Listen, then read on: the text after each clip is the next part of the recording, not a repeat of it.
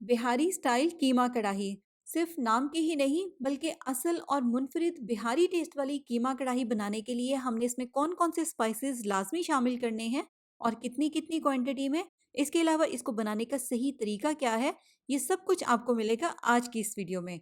तो वीडियो को बिना स्किप किए देखिएगा ताकि आपसे कोई भी इंपॉर्टेंट पॉइंट मिस ना हो।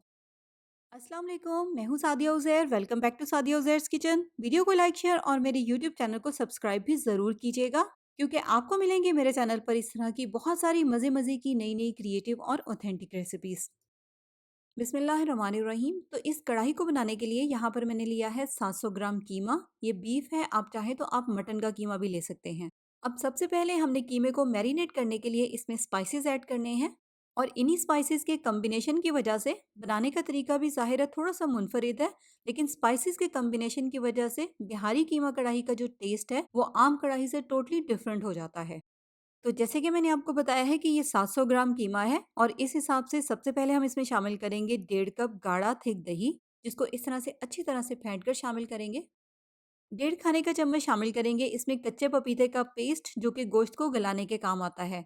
अब यहाँ पर कुछ लोग पूछेंगे कि ये तो कीमा है, ये तो वैसे ही गल जाएगा, इसमें हमें कच्चा पपीता शामिल करने की क्या ज़रूरत है। तो उसका जवाब है कि एक तो इसका अपना स्पेशल टेस्ट भी होता है, गलाने के अलावा वो टेस्ट भी बिहारी कीमे के लिए ज़रूरी है। और सेकंड, बिहारी कीमा हो चाहे बिहारी बोटी हो या बिहारी बारबेक्यू, वो एक्स्ट्रा सॉफ्ट होते हैं। तो वो वाली एक्स्ट्रा सॉफ्टनेस और वो वाला टेक्सचर लाने के लिए इसमें हमने कच्चा पपीता लाजमी शामिल करना है। इसके अलावा इसमें शामिल करेंगे 2 चाय के चम्मच भुना और कुटा हुआ ज़ीरा। ज़ीरे को पहले आपने तवे पर ड्राई रोस्ट करना है, फिर उसके बाद कूट कर या पीस कर इसमें शामिल करना है। 1 से सवा चाय का चम्मच या हस्बे ज़ायक़ा इसमें शामिल करेंगे नमक। अगर कम हो जाएगा तो नमक आप बाद में भी ऐड कर सकते हैं। आधा चाय का चम्मच शामिल करेंगे इसमें गरम मसाला पाउडर। आधा चाय का चम्मच शामिल करेंगे इसमें जायफल और जावित्री का पाउडर। जायफल और जावित्री दोनों को इक्वल क्वांटिटी में लेकर मैंने पीसकर इनका पाउडर बना लिया था। यहाँ पर ये दोनों मिक्स हैं पाउडर फॉर्म में। बहुत स्ट्रॉन्ग फ्लेवर होता है तो इसलिए हम इसमें सिर्फ आधा चाय का चम्मच ऐड करेंगे। आधा चाय का चम्मच दालचीनी का पाउडर, 2 चाय के चम्मच भुना और कुटा हुआ धनिया, 1.5 चाय का चम्मच कुटी हुई लाल मिर्च, 1 चाय का चम्मच लाल मिर्च का पाउडर और 1 खाने का चम्मच शामिल करेंगे इसमें हरी मिर्च। अब यहाँ पर ये जो मैंने तीनों मिर्चें शामिल की हैं, इनको अगर आप चाहें तो आप अपने टेस्ट के मुताबिक कम ज़्यादा कर सकते हैं। 2 खाने के चम्मच शामिल करेंगे इसमें भर के अदरक लहसुन का पेस्ट। अब यहाँ पर मैं इसमें शामिल कर रही हूँ 1 खाने का चम्मच पिसे हुए बादाम। असल रेसिपी में बादाम ऐड नहीं होते बल्कि खशखास या पॉपी सीड्स जिसको कहते हैं वो 1 चाय का चम्मच ऐड होती है। लेकिन बहुत सारे कंट्रीज़ में खशखास बैन है, नहीं मिलती, इसीलिए मैंने भी इसमें शामिल नहीं की। बादाम की जगह पर अगर आपने खशखास ऐड करनी है तो फिर 1 चाय का चम्मच खशखास को अच्छी तरह से धोकर और पीस कर इसमें शामिल करना है। पिसे हुए बादाम शामिल करने के बाद मैंने इसमें 1.5 चाय का चम्मच कश्मीरी मिर्च का पाउडर भी शामिल किया था कलर के लिए। कैमरे की बैटरी ख़त्म हो गई थी जिसकी वजह से वो सीन मिस हो गया है। तो बस बादाम का पाउडर ऐड करेंगे, फिर उसके बाद 1.5 चाय का चम्मच कश्मीरी मिर्च ऐड करेंगे और फिर हम सारी चीज़ों को कीमे के साथ अच्छी तरह से मिक्स कर लेंगे, इस तरह से हाथ से मसलते हुए। सारे स्पाइसेस कीमे के साथ अच्छी तरह से यकजान हो जाएं। मिक्स करने के बाद अब इसको हम कर देंगे ऊपर से अच्छी तरह से प्लास्टिक से कवर। आप इसको किसी भी एयर टाइट डब्बे में डालकर रख दें। उसके बाद इसको हम रखेंगे फ्रिज में कम से कम 3-4 घंटे के लिए। चाहे तो आप इसको ओवरनाइट भी रख सकते हैं। इतनी देर में स्पाइसेस भी गोश्त में अच्छी तरह से जज़्ब हो जाएंगे। स्पेशली जो कच्चा पपीता हमने शामिल किया है वो भी गोश्त को या कीमे को अच्छी तरह से सॉफ्ट कर देगा। तो जब कीमा हो जाएगा अच्छी तरह से मैरिनेट 4-5 घंटे के बाद, तो फिर स्टार्ट करेंगे हम इसकी कुकिंग। यहाँ पर मैंने एक लोहे की कढ़ाई को चूल्हे पर रख लिया है। इसमें अब हम शामिल करेंगे आधा कप सरसों का तेल। ध्यान रहे कि अगर हमने बिहारी स्टाइल कीमा कढ़ाई बनानी है तो फिर इसमें हमने सरसों का तेल ऐड करना है क्योंकि इसी से असल में इसका टेस्ट निकलेगा। सिंपल कुकिंग ऑयल अगर ऐड करना चाहें तो कर सकते हैं, लेकिन सरसों के तेल का एक स्पेशल टेस्ट और अरोमा होता है। अब सरसों का तेल जब गर्म हो जाएगा फिर इसमें हम शामिल कर देंगे 2 मीडियम साइज़ के प्याज इस तरह से स्लाइस करके। वेट में अगर हम प्याज को मेजर करें तो प्याज का वेट तकरीबन 250 ग्राम है। तो बस अब हमने प्याज को सरसों के तेल में इतनी देर तक फ्राई करना है जब तक कि इसका कलर लाइट गोल्डन सा हो जाए।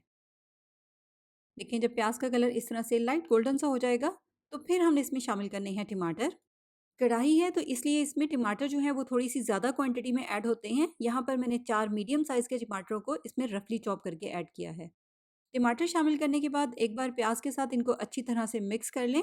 फिर उसके बाद फ्लेम को बिल्कुल हल्का कर दें जैसे कि दम वाली आंच होती है और इनको ऊपर से कवर कर दें।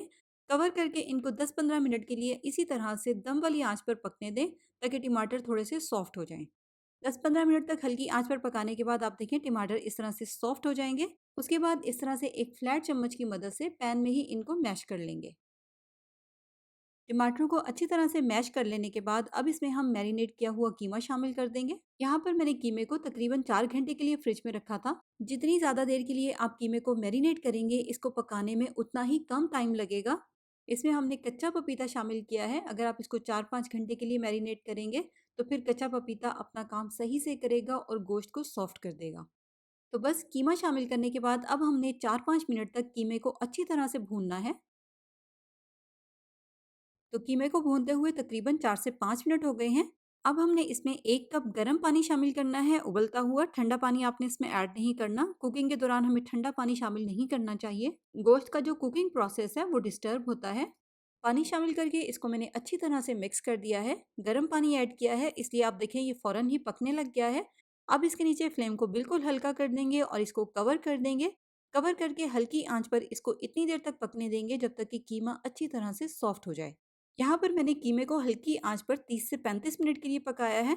बाकी जैसे मैंने आपको पहले भी बताया था कि कीमे के पकने का या सॉफ्ट होने का टाइम है, वो कीमे की मैरिनेशन के टाइम पर भी डिपेंड करता है कि आपने उसको कितना मैरिनेट किया है।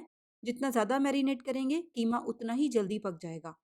अब इसमें हम शामिल करेंगे अपने टेस्ट के मुताबिक 2 से 3 हरी मिर्चें और अदरक। मेरे पास यहाँ पर ये लाल वाली मिर्चें थी, तो इसीलिए मैंने ये ऐड कर दी हैं। अब 2-3 मिनट तक इनको इसी तरह से मज़ीद भून लेंगे ताकि इसमें जो हमने अदरक, लहसुन और हरी मिर्चें शामिल की हैं, इनका असर भी निकल आए। इसके अलावा अगर इसमें पानी एक्स्ट्रा है, वो पानी भी थोड़ा-सा ड्राई हो जाए और चम्मच से मिक्स करने की वजह से सारी चीज़ें अच्छे से मैश और मिक्स भी हो जाएँ। आप देखिए इस पॉइंट पर सिर्फ 2 से 3 मिनट तक कीमे की भुनाई करने की वजह से इसका जो टेक्सचर है वो कितना स्मूथ सा हो गया है। ये है बिहारी स्टाइल कीमा कढ़ाई का असल टेक्सचर। यहाँ पर आपको देखने से ही अंदाज़ा हो रहा होगा कि कितना सॉफ्ट, सिल्की, स्मूथ सा कीमा है। बिल्कुल भी रूखा-रूखा सा या पानी अलग और कीमा अलग-अलग सा नहीं है। देखें बिल्कुल कंबाइन, सिल्की, स्मूथ सी एक ग्रेवी की टाइप का कीमा है। अब इसमें हम थोड़ा-सा हरा धनिया शामिल करके इसको अच्छी तरह से मिक्स करेंगे। अभी इसका एक बहुत ही इम्पोर्टेंट स्टेप बाकी है। पहले हरा धनिया मिक्स करेंगे, उसके बाद फ्लेम को ऑफ कर देंगे और अब चलते हैं इसके हम उस इम्पोर्टेंट स्टेप की तरफ। और वो इम्पोर्टेंट स्टेप है कोयले की स्मोक। यहाँ पर मैंने कोयले को चूल्हे पर अच्छी तरह से गर्म कर लिया था। इस तरह से जलते हुए कोयले को स्टील के एक छोटे साइज़ के बाउल में रखकर कीमे के या पैन के सेंटर में रख देंगे। थोड़ा-सा ऑयल इसके ऊपर डालेंगे, कवर करके इसको 5 मिनट के लिए स्मोक दे देंगे। तो लीजिए 5 मिनट की स्मोक के बाद यहाँ पर अब हमारी बिहारी स्टाइल कीमा कढ़ाई जो है वो बिल्कुल तैयार है। अब हमने इसको सर्व किस तरह से करना है? ज़ाहिर है कीमा कढ़ाई है, अगर आप इसको इस तरह भी सर्व कर देंगे तो ऐसे भी ये बहुत अच्छी लगेगी। लेकिन अगर आपके पास कोई फैंसी सर्विंग कढ़ाई है तो आप उसमें निकाल कर भी इसको सर्व कर सकते हैं। इसके अलावा सर्व करने से पहले कढ़ाई में ही इसको हम ऊपर से हरा धनिया, हरी मिर्च, अदरक और प्याज के रिंग्स के साथ गार्निश कर देंगे। जैसे कि आमतौर पर बिहारी स्टाइल की जो कढ़ाइयाँ हैं उनको सर्व किया जाता है। बहुत मज़े की रेसिपी है, ज़रूर ट्राई कीजिएगा और इस तरह की डिफरेंट टाइप की बेशुमार रेसिपीज़ आप मेरे यूट्यूब चैनल पर देख सकते हैं। उसके लिए आप मेरे यूट्यूब चैनल का विज़िट करें। नई रेसिपीज़ के लिए चैनल को सब्सक्राइब करके नोटिफ़िकेशंस भी ज़रूर ऑन कर लें। रेसिपी कैसी लगी कमेंट्स में ज़रूर बताइएगा। अपना बहुत सा ख़्याल रखिएगा, दुआ में याद रखिएगा। Thank you for watching. अल्लाह हाफ़िज़।